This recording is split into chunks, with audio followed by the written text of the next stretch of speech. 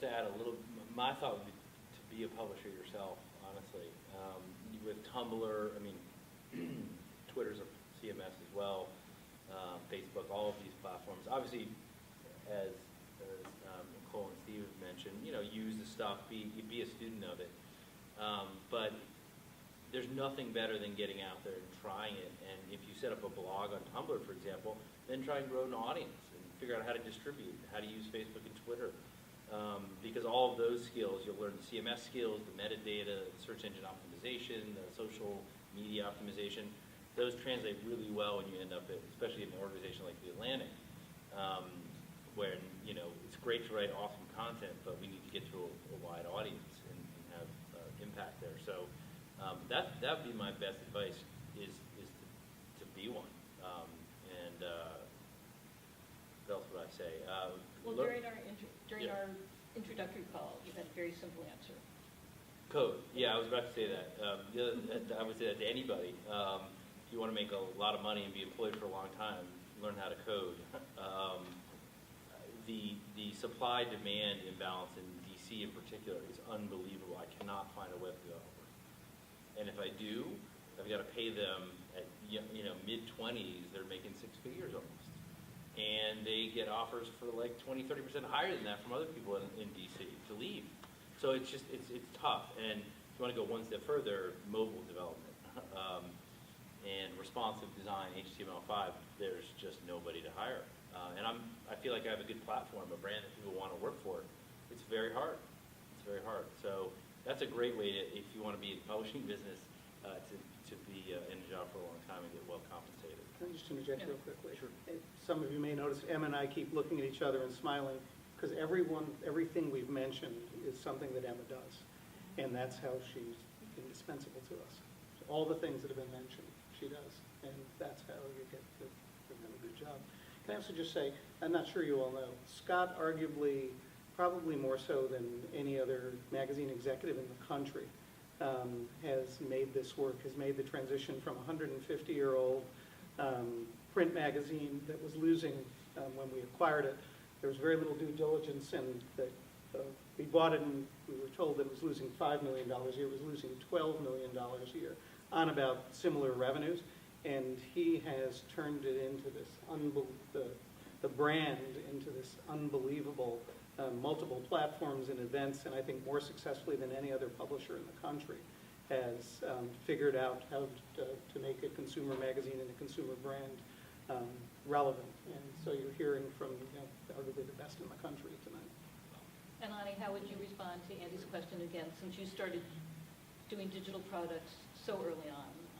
And I also know that you have a lot of developers. You have developed a lot of stuff internally. So yeah, so we work on our web delivery platform. We have a mobile app. We have mobile versions now. But I would say be agile, but also stay attuned to the needs of the customers. There are things there are sort of low bar things that you can always do that you can fail at. But if you try to create something really, really big, so I'm actually taking somewhat of a contrarian approach. If you try to create something really, really big that's not part of what your customers want or what the data backs up in terms of usage, then you may just fail. You may just outright fail. I mean, and this is what we've created. We're out there on social media. We're trying to do so many things.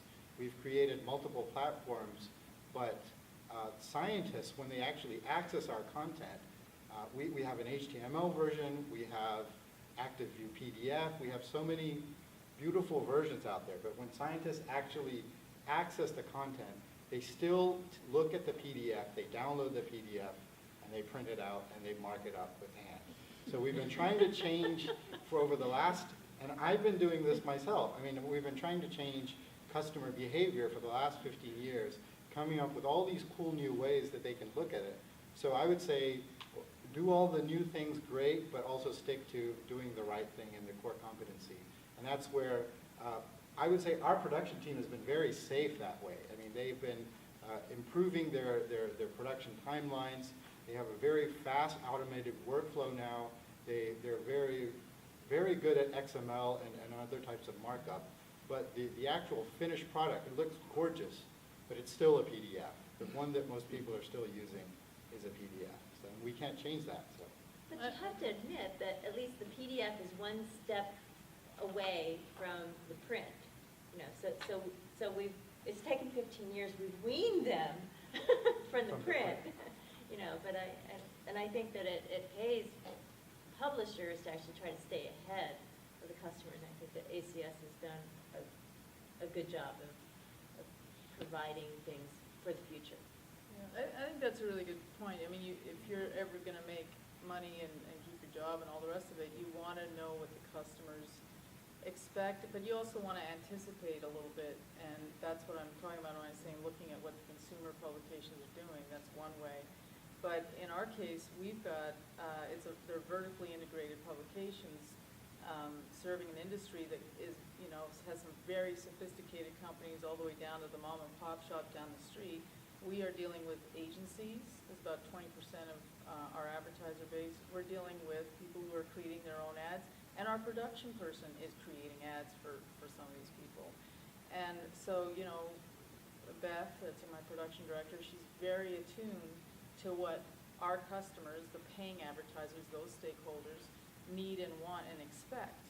And so some of that is, okay, we have a portal, an FTP where they can upload their ads, because those agency people are really used to really big, sophisticated. They go to SRDS, you know, Standard Rate and Data Service. They do all that electronically. They look to see what kind of cred you have, and they expect certain customer service. And then there's other ones who say, you know, can I send this to you in a Word document, you know? And you have to be flexible, and you have to really listen. And we try really hard. I mean, you know, I give them a spreadsheet, the editors, everybody gets a spreadsheet at the beginning of every year showing our top advertisers. You know, that 80-20 rule does apply. But you never know when that little advertiser is going to, like, hit it big, and we've had a few of those situations. So you never want to ignore the people down at the bottom of the list.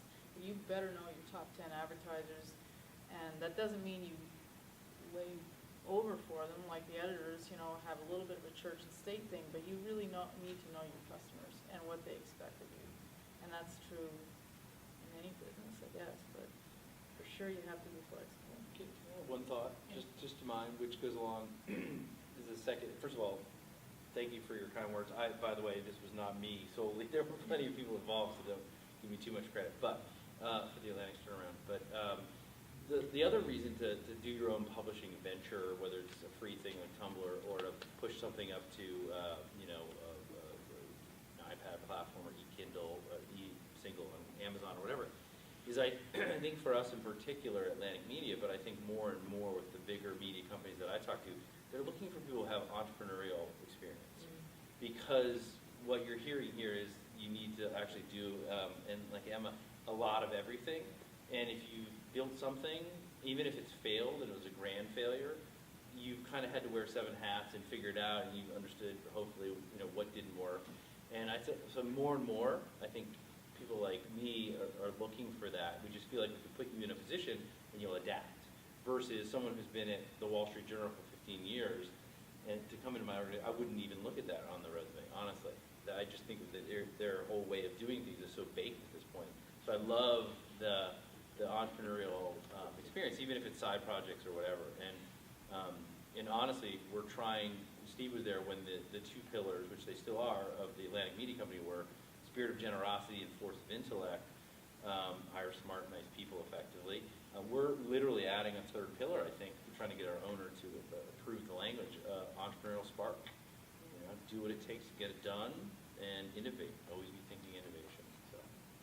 And it's really interesting that you bring that up, because one of the things that we've talked about in this class is production people do a lot of things, but they're really the business owner, and that you have a lot of responsibility, and because you're ultimately managing the largest cost expense, I mean, you are in a situation where you also have to be entrepreneurial too.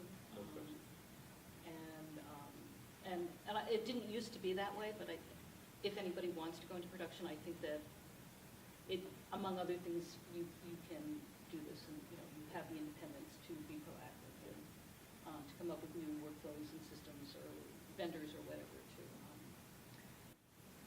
Steve, I was going to ask you a question because of all the publishers here, you were the last person to embrace digital editions. Do you want to talk a little bit about your thought process, why you waited as long as you did, or and was it easier because everybody else had gone before you doing that, or there were other? Well, it was easier because we hired a really good consultant to figure out what our digital platform should be, Joanne. That was my education lesson. We are in sort of a strange position, a good position, but sort of a strange position among consumer publishers in that we've now been around 9 years, and our print advertising has grown every year other than the first year after the recession. Then it was just down by a couple of percentage points. And so we're a print publisher that is thriving. And we're going to be launching new print magazines in the future. And we're very happy about it. The executive editor of Time magazine, who I know slightly, came up to a booth at a festival we're at recently and said, "You may be the one print magazine in the country that's actually growing." And again, I don't think that's true, but we are in fact growing. And so a big part of our focus is obviously on the print magazine. I am also well aware of what is happening all around us into print, but we're not moving forcefully and spending money into digital publishing just because of the threat of what's happening to print. We're going into it because we see such opportunity. We waited partly because I think there's some things that's good to be on the leading edge and some things that's good to be on the trailing edge. And there was such uncertainty about platforms and what was going to work best. I wanted to be on the trailing edge of this one, and they're still changing constantly. We're just later than most. And we literally, Emma, we just launched our digital edition yesterday, and we're very excited about it.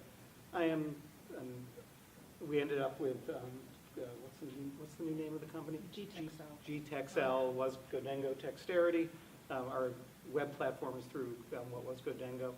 And I'm excited about the digital edition of the magazine. It's fun to be able to look at your magazine on an iPad. I think there's some opportunity for incremental advertising dollars and some for circulation. I don't think we're going to make a lot of money on that. Where I see the big opportunities are in doing, we publish 6 times a year, and I'll talk about Bethesda magazine now, and we're not going to increase the frequency of the magazine, even though we've been publishing 360-page issues pretty regularly. We're going to start doing annuals, and the first one is going to be a welcome guide for newcomers. We're going to do one on boomers. You don't even know this. We're going to do one for moms, and the welcome guide, for instance, we're going to do print, and we're going to send it out to every 2 months to newcomers in Montgomery County, Maryland. But I think the biggest opportunity for the welcome guide is going to be the digital version, which will be available for free online. And so for our advertisers, newcomers to the area, they're the holy grail. They don't have a salon yet. They don't have a doctor. They don't know where to shop. And so this is the time where our advertisers can reach these people, these blank slates, for the first time. Well, it's good to reach them when they've moved here. It's better to reach them before they've even, when they're just starting to think, when they're starting to do their research about coming here. And so I'm convinced that the digital version of our welcome guide is going to be more popular and make it easier for us to sell advertising than even the print version. And we are looking at opportunities to do print and digital together, and then we're going to start doing digital publishing alone. There's some things where there's small veins of a market where there's still money to be made, but not if you do it in print. But you can do it digitally for obviously much less than you can do it in print, and just some things that are better suited for digital. So I'm very excited about digital, and but only partially so because of publishing our magazine.